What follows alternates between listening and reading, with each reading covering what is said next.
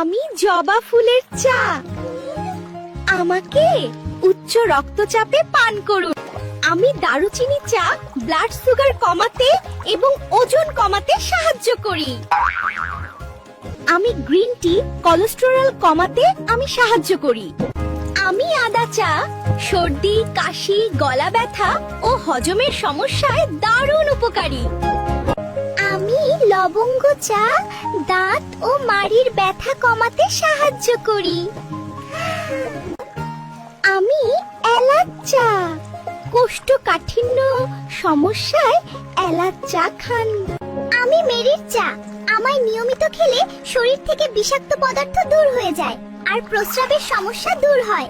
আর আমাদের এই ভিডিওটি ভালো লাগলে শেয়ার করতে ভুলবেন না।